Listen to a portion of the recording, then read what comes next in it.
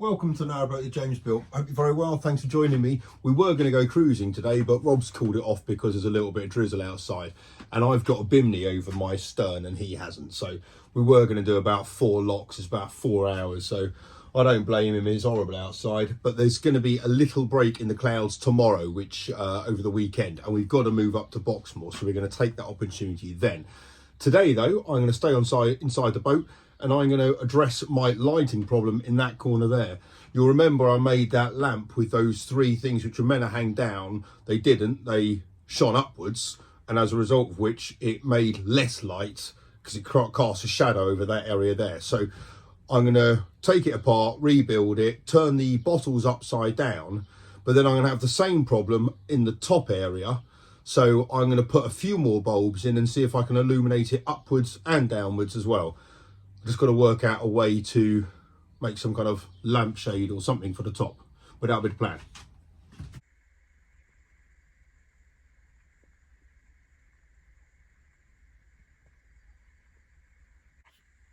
Right, I've redone this slightly and I've put the 3 LED bulbs in this one, and on the other side I've put 2 LED amber bulbs, and then my plan is going to be to mount a piece of Perspex to the top along the middle, don't know what shape I'm going to do it in yet, so that it illuminates upwards and downwards. Now just going to go about making a top bit for this, putting a couple of holes in so I can poke those through.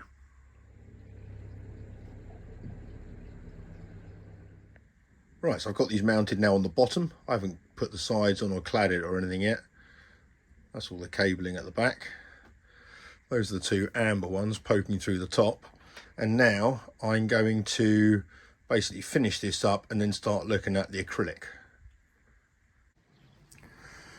Right, so bottles are in.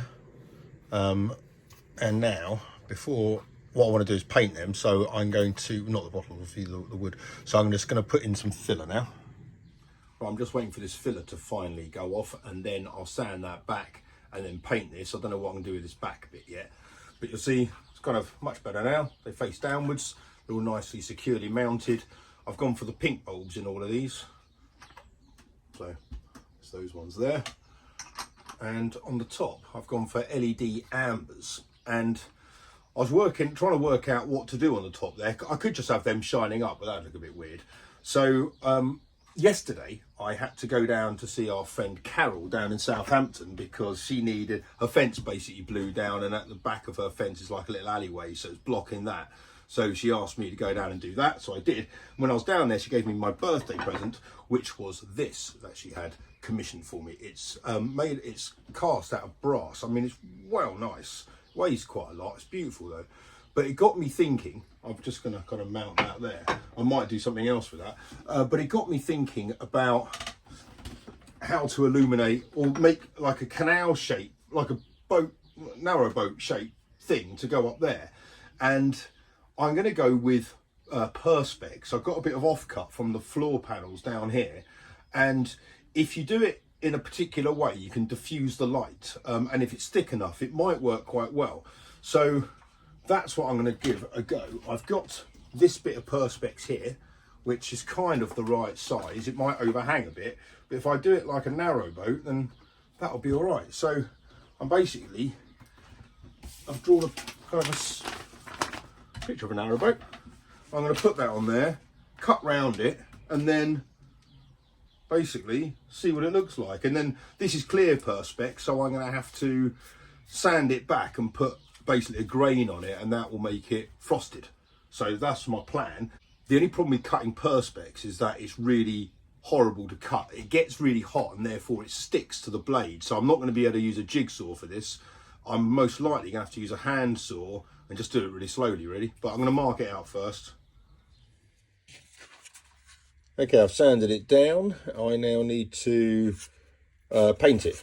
So I'm going to put some, I don't know, I might put that colour on it. Yeah, that'll do. And then I'll put it by the fire, dry it off, and then I can go about starting the frosting of the acrylic to go on the top there.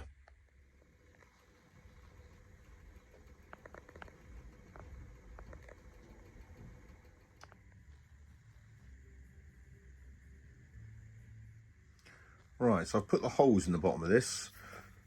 Annoyingly, I didn't go through very evenly, and I've gone through way too much, and you can see them all the way through, which I knew you could, but obviously this is clear still. I need to frost this up, so that is going to be going about it with sandpaper. So I've got a 320 and a 400 grit, and I'm just going to do it in one direction. There's a few techniques to doing this. Listen to this, just makes a lovely sound. Isn't that nice? There's a few techniques to doing this. If you do it all in one direction, then it makes it a bit more uniform. Or you can go like circular, and that it basically just distorts the light in various different ways. So I think on the front thing here, I'm going to go for all one way. I was thinking about doing a line for the gunnel and stuff, but I can't really be bothered at the moment.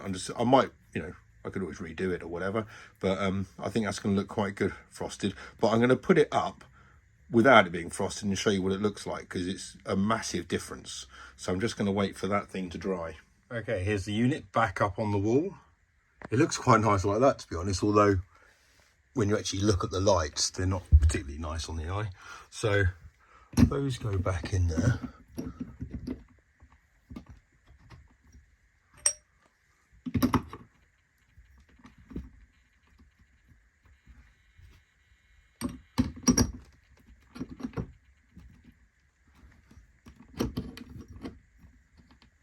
There we go. Yeah, that's a lot nicer. Okay, now here is my Perspex Narrowboat. You'll see there where the holes have come through. Couldn't do anything about that, obviously. So if I put it on there, hey, you know what? Actually, that looks all right as it is. I quite like that. Let's turn the lights off and get the full effect. Oh, yes. It's a bit different on screen because that's a lot brighter. Oh, there you go.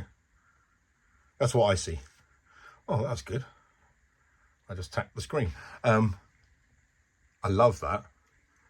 The problem is it's a bit marked, because I haven't really obviously taken care of it before this particular project, but that's what it looks like. I could turn it the other way. No.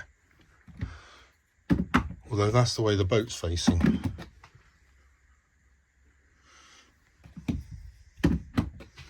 No, I think that's the way it should go. So now I'm going to frost it.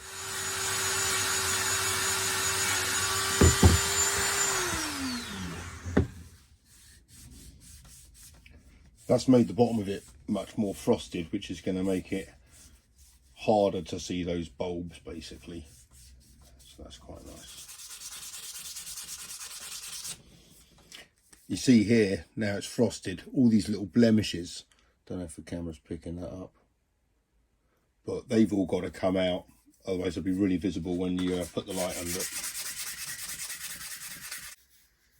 Right, I've sanded this down now. It's still quite see-through. I could keep going basically, and the more rough I make it in different directions, the less, or the more opaque it goes, or the less opaque, whatever word it is, and it'll kind of be more of a matte colour. But at the moment, that's what it's like. I quite like it. I did prefer it in the clear though.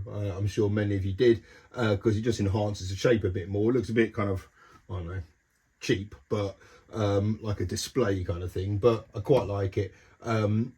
But obviously this was all kind of scarred and stuff, so I might get another bit of clear acrylic and do it like that again. But it can stand out a bit more though. If I darken the background, it kind of stands out a bit better. So I might take that off and paint it, or do a different backing or something. I don't know, I'll work it out. But for right now, I'll leave it because Rob's coming around for a drink. Tomorrow we're definitely cruising. We've got to move the boats up to Boxmoor for the school half term, which started today. So I managed to pick the twins up in the pouring rain, which was nice.